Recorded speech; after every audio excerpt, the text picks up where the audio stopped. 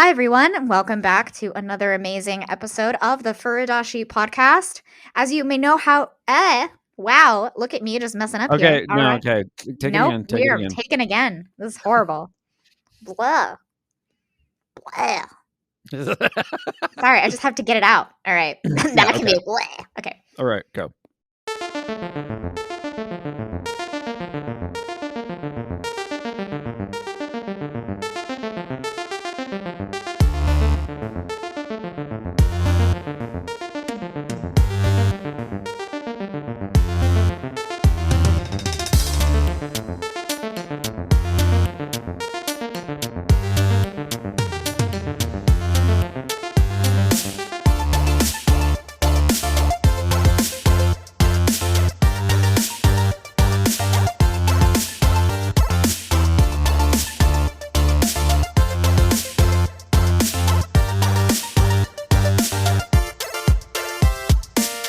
Hi, everyone. Welcome back to the Furudashi podcast. As you no doubt may have noticed, all of our branding has changed to Furudashi Game Design Academy. This is hopefully, going to be the next biggest great step in creating what we call our e-course and our Furudashi classroom. So if any of you haven't subscribed to our Patreon yet, we wanted to make you aware that we have that new $15 a month tier where are you not only going to get access to our current coursework, but you're going to get access to all of the Furudashi classroom for all Game Design Academy work. So on that notion, please welcome us into this new great era of 2022 and welcome back to another episode. Today, in lieu of all this, I am here with Nicholas. Yeah, I'm here too. Yeah, he's not just here. Longest intro by me ever, but I had to That say was good. it It was good. I because, like it. today we are going to talk about randomness, right? So I had to mix it Yes. up a little. Yeah. You have to be a little random yourself. Yeah, that makes sense. Yeah, it'd be a little random myself, right? This is what it's all about. The chaos, the RNG, praise RNGesus. So, Yeah. there's a lot going on in the world today that, we all Oh, talk Jesus. about. Yeah. Okay. Yeah. And no, there is. And I just want to talk Yeah. about it briefly because, we stand with Ukraine, but I also want you to know that we stand with all of the other conflicts that are happening around the world that may or may not get the attention that they deserve. Yes. And I just think that in these like troubling times, sometimes we feel like we don't know why things happen or we have to look for a logical reason. And in that kind of vein, right, when you think about your game development work, this is something that now comes to me as like, well, then why does randomness, right, even exist? Right. So I know that starts heavy, but like it's because of everything going on today, right? Like that's my Yeah. heavy topic. That's how I am feeling. So, moving right into those feels, right? Nicholas Yeah. has been doing a ton of research on what is randomness. And I'm really excited to hear kind of like the researcher academic perspective because I can tell you that as a game developer, I mean, I've been in the games industry for, I guess, almost 7 years now. And so I can, or maybe actually 7, who knows? Anyway, so I can be like, well, randomness is like, you need it for this and you need it for that. I mean, like Dungeons and Dragons, blah, blah, and then I just go on and on and on. So Yeah. not doing that. Nicholas, you take us away and you tell us something super random. No, Yeah. I'm kidding. You go into it. Bleep blorp. Bleep, blop, bloop, blop. So we are dealing with a lot of chaos. I mean, I have a lot of chaos in my life right now. Plus just general like geopolitical bullshit. But Yes. when it comes to games, it's the worst segue ever. Anyway, when it comes to games, I have been spending a lot of time thinking about like what is actually the point of randomness in games. Like it's almost ubiquitous. Almost ubiquitous. So one of the things I started thinking about is like, well, what kinds of games don't really have a lot of randomness? And I thought, well, okay, there's like real-time strategy games tend not to have very much randomness, with the exception of like, damage values tend to be randomized. Like grand strategy games both do and don't have certain forms of randomness. And so the question is like, what is it that, a dice roll introduces into a game? And when I was doing research on this topic, once again, I always keep finding these topics where it's like, why don't people talk about this? like to me, these things always seem like someone should be talking about this. Like, why hasn't this been theorized? But there is so much in game design that really hasn't been theorized. Like for for an industry that likes to complain about like, oh, like, don't be so theoretical, like that decries theory all the time, is weird because it is so under theorized. So when I ask myself the question, like, what does randomness introduce into games? Well, it introduces something that you have to respond to. And that's the important point. You have to respond to it because you can't. So, it's very easy to get, think about like playing rhythm games. It's really easy to get into a particular groove. You can practice them a lot and you can really just kind of do them almost autonomically. But what randomness does to that is it sort of pulls you out of those sort of like habitual behaviors that you may be engaged in and enforces you to engage with what's going on in a different way. The best analogy that I can think of in this, in fact, this is actually something that I talk about in the Furidashi classroom, which you can find on patreon.com/Furidashi for that and more, um, is this way in which sometimes games actually present to you a challenge, not in the form of being ridiculously difficult or just like, requiring like pitch perfect memorization of like certain tactics and behaviors and so forth, like you say you see in like Dark Souls games or whatever, but rather the difficulty stems from the fact that like it sort of lulls you into a particular mode but then all of a sudden throws something random at you. And so like when you're learning to do something new for the very first time, it can be kind of exciting, it can be anxiety inducing, and randomness is the thing that introduces that sort of excitement slash anxiety into a game. And what's interesting is that sort of like that has both a positive and a negative quality, because it can be exciting because something really cool can suddenly happen. A monster can appear out of nowhere and you're like, oh, I'm just gonna swear. Fuck. What do I have to do about that? Or like, but then also at the same time, like random like actions in a game can be extremely frustrating. Like something random can happen, and you're like, what was I supposed to do about that? Like I couldn't plan for it. Like, and it can be irritating. It can make you rage quit. But the thing is, like, both of those feelings, both of those sensations stem from the same basic effect in the game. And I think in order for gameplay experiences to have a certain degree of novelty, then you need randomness. Like that is the purpose of randomness. Randomness is like the easiest way to introduce like moments of novelty into a gameplay experience that might otherwise feel rote. And so I think that's where I'm at, theoretically speaking. No, I actually really like the points that you're bringing up theoretically, because while we talk about game design theory or we say don't be so theoretical, when you see that and it stems kind of from like the AAA, not honestly any game development, I'm not even going to put it, is that it stems from the desire to have something on screen and to have something that you can see and that you can critique. And Yeah. to be honest, any sort of random number generator or RNG that creates like a percentage based outcome or creates a pass fail, just yes, no, right? If Yeah. under 50, if over 50, or 49 to 0, right? 50 to 100, or hey, um just roll a dice, right? Or is this an odd or an even number? Like that's binary, right? That's Yeah. super binary. Yeah. Um all of that really comes from the ability to create more types of content and more types of player choice, right? Yeah. And when we as developers are like, hey, don't be so theoretical, what we're saying is really don't be so hypothetical. Don't be so Yeah.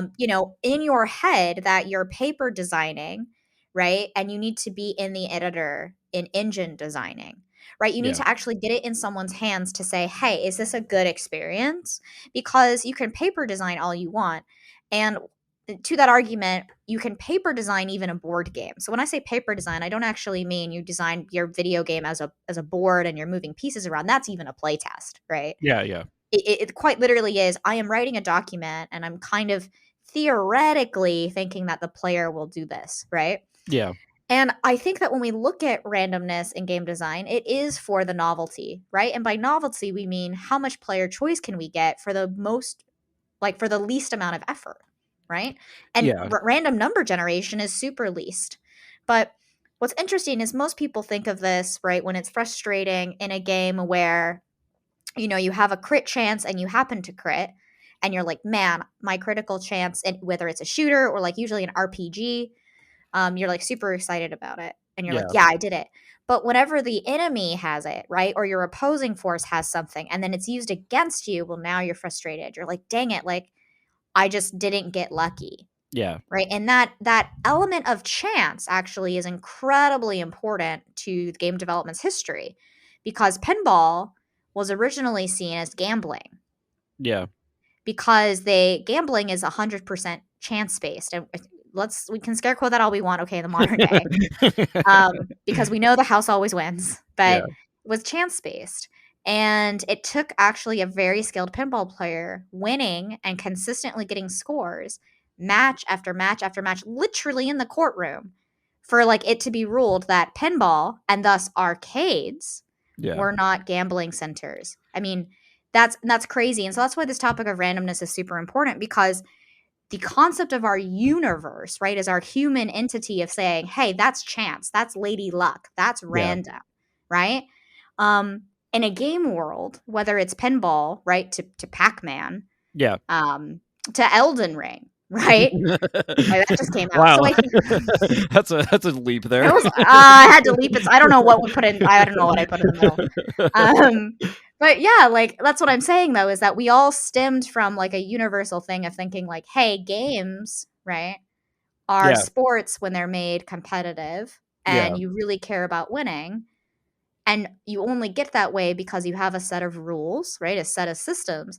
And there is an element of chance, right, to games, whether the chance is brought by the players on the soccer field, right? Or the chance is in the simulation itself, right? Yeah. And I think that a lot of that comes down to the practicalities. For us, it's the theory of, if an AI, right, and I'm going to keep using Pac-Man as an example because it's super easy. Does Yeah. the AI decide to go left or right on a path? That's technically randomness, right? It's Yeah. that element of chaos. You know, you bring randomness and chaos. Do you decide to go left or right, right? When you see the enemy go one way or the other. Yeah. But also, right, in RPGs, like you roll a hit die, and does the hit die in Dungeons and Dragons, right, succeed or fail? Yeah. And I think it is really about the reactions, right? It's how many reactions do you want out of your player, and also how many choices do you want to have them to make? Yeah. Well, and there's also the element that I think we're also talking about different kinds of randomness. Like, I don't want to once again get into the like, what is the typology of randomness? But No, I don't either. But I did think it was important to at least do the brief history, yeah, which is why I made that huge leap to kind of try and capture some yeah, instances I get without okay, going super deep into literally like the era of games that yeah. we were in. Well, no, here's the thing. Yeah. So, like, there is a question of like there are, because with video games, oftentimes like the random number generation or like whatever form randomness happens to take is not actually transparent to you as a player, because the game system itself invisibilizes it. And so the difference is that, like, when you're playing, a pen and paper like table, or basically any tabletop game, the random number generator is literally in your hand. You physically manipulate it and you can see its action, you can see its function right in front of you. Whereas if you're playing, like a Souls game, or if you're playing like literally any game in existence where like you're, well, actually, Disco 'Cause Elysium is an exception to this, but the point is that you don't see it happening, and I think a lot of the frustration, and so because of that, because you don't see it happening, is that you might actually be seeing something that is actually scripted, that is not in fact random at all, but you experience it as randomness because its effect on you is similar to the effect that actual like procedurally generated things have. Right. And actually, I want to, before we go into the procedurally generated things, because that's a really big point of randomness, I actually Yeah, wanted to pick apart kind of the three things you brought up there. The first is do it. that, yeah, doing it. The first is that you brought up like Souls games have randomness. And honestly, I don't. So for me, they do have randomness in AI behavior patterns that you learn over time, at Yeah, least in Bloodborne. That's the one, honestly, that's the one I've played the most recently. I yeah. have not yet picked up Elden Ring. Um, but I don't think that they have what game developers would call true randomness, Yes, yes, which exactly, yeah. is which is RNG. Yeah. So Souls games have the randomness because, or have a chaotic factor, right? Because once you learn the behavior, Or a you chaotic expect feeling. I think a that's how chaotic to see it. feeling. Yeah, Yeah. yeah. Well, no, it's the chaos factor. No, that's great. I love it. TM. My chaos factor is high. I would say that Elden Ring, right, and playing the Souls-like games is that while you can learn the enemy behaviors, what makes it incredibly frustrating is that the reaction time that you're given, right, and the choices are usually relatively very, very low, Yeah. right? And because you have to build that knowledge of over time, right? You die a lot, it takes a lot of practice. And the randomness isn't immediately seen because it is all in the AI behavior. And then, Yeah. right, you add that dance, right? The combat dance, Yeah. as it is called, is that you, right, you have to step back and react to it. Yeah. So the first thing is that's absolutely hidden, but it's also not true randomness. Now, Yes. second, I would say true randomness, which is shown in Disco Elysium, is still not technically in your power. No. But you're right. It is and it isn't. And I want to dig into Disco Elysium really quickly because we did talk about it last time on the Furudashi podcast for all of you here. And we can talk. I will link it in the description. Yep. So link that into the description. And we really didn't get into how the systems of Disco Elysium truly highlight like choice driven narrative. And Yeah. I really want to just dig in really quickly because what Nicholas is bringing up is that Disco Elysium doesn't let you roll the die, No. but it lets you control how Well, much your die is like worth, it right? looks well that you it controls the weighting, but it Yep. also, and I think this is an important aspect, it allows you to see it. It allows you Yeah, to and see it the allows you to randomness. see it. Yeah. But what I want to pick apart all three of those things is like you might not control the die being rolled, which is I think a 2d6 or 2d10 or something. It's 2d6. It's 2d6. Yeah. Yeah, that dungeon world system. So it's 2d6, Yeah. but it allows you basically to change your modifier Yes. through your gear, which are clothing items. Yep. Okay, so you put on different clothes, but it also allows you, right, more control over changing your modifier by learning more about the person. So the more you Yes. explore and engage, you actually can increase your modifier. Yeah. Exploring the world will allow you to increase your modifier Yeah. to a specific thing once you learn some more information. Yeah. Obviously, right, they also have a skills page so you can increase your skills, right? Yep. And put perks into those skills to give you more choice and weighting your modifiers. You also have something else called a thought cabinet, which is kind of more like perks. And these perks also will then give you additional bonuses Yep. or passives that Yep. allow you to also improve your modifier. So I'm digging into all of these systems because you can kind of see how, even though it is just one 2d6 dice roll, Yeah. you are given so many choices in the systems to improve your score Yeah. that it is very easy to what some people would say is like cheese the system because you're not cheesing it, you're just using it correctly. Because for every choice you make in favor of something like Inland Empire, you're sacrificing on your endurance, Yes. right? For everything you want to visually calculate, you might sacrifice on conceptualization or Yeah. on motorics, right? On hand-eye coordination. It's a Yeah. better, that's a different skill entirely, right? Yeah.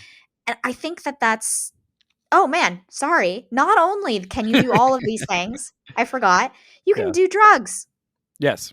like And get high. alcohol Yeah, that's and nice. smoking and other That's very nice. things that we do It's very not. nice. Yeah, very very No, nice. And yeah, other things. don't do drugs, kids. Don't do drugs. Do Drugs are not do great. drugs. We do Drugs are not. great. Drugs are No, great. stop it. Don't do Oh drugs, my kids. god, you're an actual educator. You are a professor. Okay. I teach adults and what adults do in the privacy of their own home. I am no one to judge.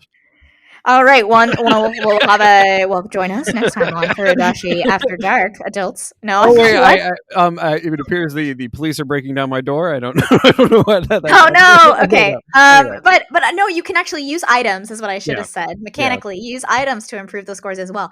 I yeah, have, if you haven't been keeping track, that is 5 different systems. Not to mention, I'm probably forgetting one now, right? That allow you to engage with the weight, right, of improving your chances at something. yeah, And I think that that is so critical to Disco Elysium that is why they show you, right, your weighted choice. yeah, And they expose the system to you because this engaging in the system right, is a choice. Yeah. Right? And the mechanic might be rolling dice, right? Or choosing a dialogue option, right? But the mechanic of putting on gear, right, is the action, right? Equipping an item. Yeah. But it improves the system so well, right? That without the chaos, right? Without randomness, Yeah. you wouldn't be able to create order. Oh, which just like fits really well Well, into the fact that you're a detective okay, I'm cop gonna thing. But that's I mean, you let's you keep you I'm you not you I'm you going picked too apart far. you I'm picked going apart too my far. point, but I think you stepped a little bit Nope, too I stepped far. too far. I stepped too Because far I and I'm think there's coming back. I think there's something you missed there, which is that like games in general are never like, even when they incorporate a large degree of randomness, they can never be perfectly random. Like, because they have to be coded. They have to be hard coded. So something has to be scripted at some point. Otherwise, it is literally just a random number generator. Well, no, you're right, and this is why this is actually a perfect segue into procedural generation, Yeah. right? Because and I do, but for anyone who's a game developer out there that's listening or wanting to get into games, I do want to be super clear that procedural or systemic, right? So there's procedural generation, right? There is systemic, and systemic is kind of what we talk about when we talk about random. This is a part of a Yeah. system. Yeah. Nicholas, when you say scripted, I know that you mean potentially programmed, but you Yeah. also Yeah. mean scripted as in when you play Last of Us or an Uncharted game, those moments that feel really super tense, right? And Yeah, you're no, like I having mean to, both of yeah, those that's things. it. But you Yeah. mean both of those things, right? Yeah. Yeah. So just so for our listeners out there, when I say scripted, right, I'm talking about like a Naughty Dog, like there is one right outcome, Yeah. right? And if a game uses a random number generator, scare quotes, but there is actually like you're destined to fail, like that is a trope that you see in games all the time, Yeah. right? Yeah. Where you're fighting a boss, but the boss isn't going down, he's not taking any health damage, and then suddenly you like have to die, and then oh, but look, you get a new power, right? Like that's kind of right. Nicholas is talking about scripted. That's what Yeah. I'm talking about. Yeah. Nicholas, if you could if when you mean like scripted as in it is codified, right? So yeah, well, the reason why I chose Because I know you use definitions really clearly. So like, I picked that word very specifically because it sort of elides the difference between two things that people might actually think are distinct, but in reality they're not. So yes, you're right. I mean it both in the sense that it is hard coded, is literally programmed. There are like there is things that you type, that code has to be compiled. Like, yep. so scripting in the Okay. sense of like, JavaScript and things like that. But it is all I'm but sorry. but it is I all couldn't even I couldn't I'm even not help but saying this laugh. game I is know. made in Java, but the point is to say like that sense of scripting. So that Yes. one, Yep. and the like classical sense of scripting, which is literally that it is written, it is sort of written out. It has been staged, it has been thought through. And so like the programming aspect and the staging. And so you guys don't know this, but I have been doing a lot of thinking about sort of like the relationship between like the theory of like performance theory, performance studies, and how it can like explain certain things in game design. So this has been on my mind, the way in which like the sort of like the coded base, like the actual like program, the software has a certain like important analogy to the way in which things are like narratively scripted, or scripted in terms of like, a play or a theatrical Mhm. production. And those two things actually can be modeled on top of each other. So the idea that like, so then when randomness is introduced, and it's usually introduced because, again, a random number generator is actually a system that you have to build into a game. It doesn't just magically appear out of nowhere. It's a simple system, but like it's Yeah, still yes. You're you no. still He's you absolutely still have right. to You still have to put it in. yeah, you have to intentionally put it in. And the thing is, if you think about sort of then the analogy to sort of like the quote unquote purely creative sphere, or like just a stage, things happen on stage that actors have to react to. And in those moments when something happens, like let's say, a someone like accidentally drops a glass that they weren't supposed to, and it shatters on stage, and there's this moment, like this tense moment, and then you get to see the actors react to it in real time and how they use it in their performance. Like their randomness is doing the same thing that randomness does in a video game. It Mhm. is introducing an element that you have to respond to, and in responding to it, it makes the whole experience more exciting. And like we said before, that excitement can take many forms. It can be like really good excitement, it can be really bad excitement, but you still have that similar sensation. And so the reason why I allied like these two ideas of scripting is because I think those two things really do speak to each other. This idea that like something can be quote unquote staged, but it's unfortunate that oftentimes when we say that something is staged, that we make it sound like it's artificial, but that's not what I'm trying to say at all. What I mean by it's staged is that like there is a setup, there is a premise that the game has given you, and then within the context of that premise, this quote unquote random thing is introduced, and then you have to react to it in much the same way that a performer reacts to those little moments that are outside of their control. Full stop. Yeah, no, in our next book, we're going to be talking about performance theory and how it relates to video games. I No, may very well be. seriously. Yeah, no, actually, I will. So No, I yeah. absolutely, we're going to write a book together and we're going to get it published. I don't know by who, but hey, if you're a publisher and you're listening to the Furidashi podcast, Go to we wanna talk. Go to patreon.com/Furidashi. Give us a lot of money so we can get this thing finished. Yes, please. Guys, I have so many things that I'm percolating on from what Nicholas is talking about, because we have mentioned kind of performance theory here before, but I really do believe that you are an actor, right? That is what we call these in Unreal Yeah. Engine. You put an actor Yep. who plays a character. And I'm actually, since we're talking about how things are staged or how things are scripted in the game editor world, I wanted to get actually into the practicalities of Yeah, it. go ahead. Because the actor is the highest level class, because you can have many characters that are children of the actor. Yep. And so an actor type literally means something that has like, now I am going to super oversimplify this. So if you're an engineer, yes, this is oversimplified. Okay, now that we've got that out of the way. An actor is basically, right, any thing that can move or has logic. Okay. Yeah.